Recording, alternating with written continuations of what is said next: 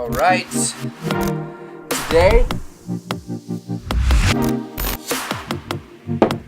we're going to talk about bros. So I've got a little bit of a bone to be picking here today. It's gonna be a little bit different. I'm titling this series The Creative Behavioral Scientist. That's something I've started to brand myself and tag myself as, mainly because I want to smash these sort of mediums with our field, behavior analysis. I work my butt off to learn as much as I can about this field, go out there and try to make some sort of change in the world. I've started writing my bios the last few years. I really do want to create a platform that can truly save the world. But there's things that get under my skin and I need to start funneling these things out there. I go to a lot of conferences. It's one of our main routes to connect and network with people. And this most recent conference that I went to, a gentleman walked up at the prime time of me actually doing my job on actually like recording this event, stopped me just to say, oh, hey, I saw you over there. And I was like, that had to have been that bro, Ryan O.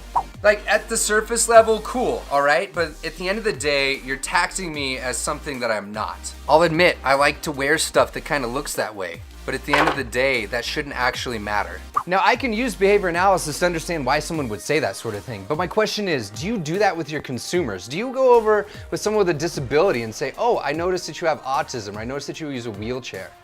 We don't do that stuff. Why are we doing it at our events with each other? The reason that I got into this field is because we want to make a difference and we treat humans with respect. That's it. Now, I don't know the actual degree to which this is a problem in our field, but it's been something that's been hitting me really hard the last couple years. I know that there's much larger issues in our field that are going on that are just not being spoken about. So I'm gonna use this channel to start venting some of those problems with you. I think I'm speaking for many when I say that being appreciated on arbitrary things like this, such as my appearance, means absolutely nothing to me, and I'm not going to stop moving forward. Now, we're all mindful of the ways in which we put ourselves together for the most part, right? We wake up and we try to, whatever it is, represent ourselves. The key there is that this is me and that is you. At the end of the day, we are our own person, okay? So let me paint you the rest of that interaction. And he continued to go on and say, I think you're onto something really creative here and useful, but there's a little too much bro involved. And they're not finding your video services valuable. First of all, that is a little bit of an insult to the community that is finding this sort of stuff valuable. Second, it is my life and my thing that I am doing. I do not care what it is that you're doing at the end of the day. I'm building something for myself, first of all, as declared at the beginning of the series, and with the people who find it valuable. And I will listen to those people all day. But what I think here is we're building a community with people like you that want to see things just a little bit differently. Now, in every situation, I try to find some good, and this one was actually just beautiful. So I go on to ask a few questions about who it is that maybe feels that sort of way, and he lists them for me. Now, I know that gentleman's watching, so I want to make sure that these are on for that. I appreciate the fact that you helped me identify who to not market towards. Thanks for the free market analysis and kind of confirmation on that part, and we're still going forward. Now let's bring this back into behavior analysis. People are scared to be doing things because they're different. There's a lot of reasons, right? We have a history of enforcement for doing things the way that they're doing. Every industry falls subject to these sort of things. There is a plethora of information that's out there on the internet that shows that when these things happen and you're not iterating and moving forward, that you become irrelevant. There is a reason that our field struggles so much and has the same talks over and over and over again. Variability is okay.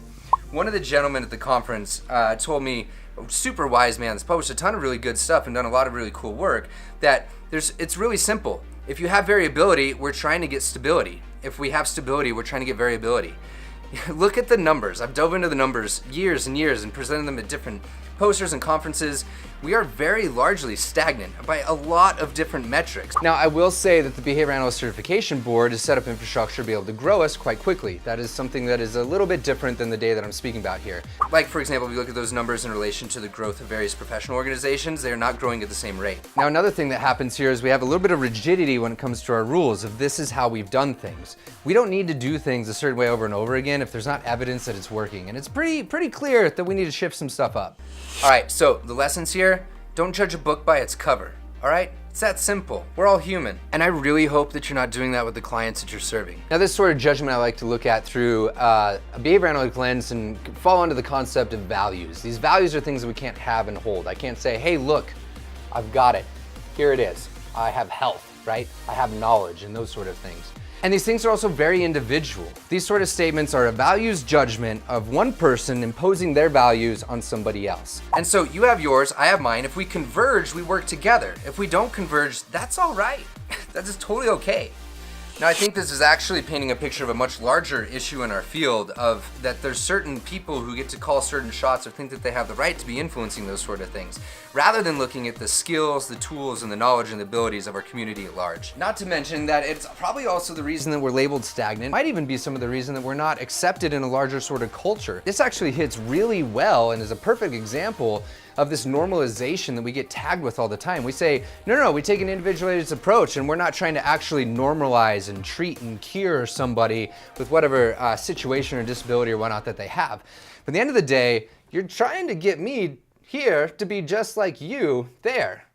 That's not cool. That's not the science that I signed up for. And the point of this is that yes, I'm very passionate about this, and I will work with whomever shares the same value set as me. It should not be slowing us down collectively as we move forward. Those sort of statements do not move me forward, do not move the people like you and I that share these sort of things forward. We just need you to understand to support us where we need it and not be imposing your values onto us. Now, the worst part of this is our own research and literature has walked this all out. It's not all empirical, but it is at that philosophical and conceptual level, and it is solid. We realize that our idols, the people that we care about the most, dicks, are worth taking a second look at. Now, to get back to this judging a book by its cover, if you don't agree with it, you don't have to read it. I mean, I know that hate reading is a thing that we do, but you really don't have to. There are plenty of people to be working with. I'm excited to work with those sort of people, and it really comes down to, do you share the same values that I do? I feel like people think that they have to support every piece of content that's coming out there, and I don't think that's how it works. You don't appreciate every piece of content that a TV episode or a TV show puts out. At the end of the day, it is not perfect. This is not going to be perfect. You don't support every piece of literature that's out there, but you still subscribe to behavior analysis. So do me a favor, provide useful critical feedback and don't judge people based on their values. So the moral of the story is, if it aligns with your values, support it. If not, don't worry about it and keep moving forward. Now I've got some bro things to be doing, so that's your Daily BA.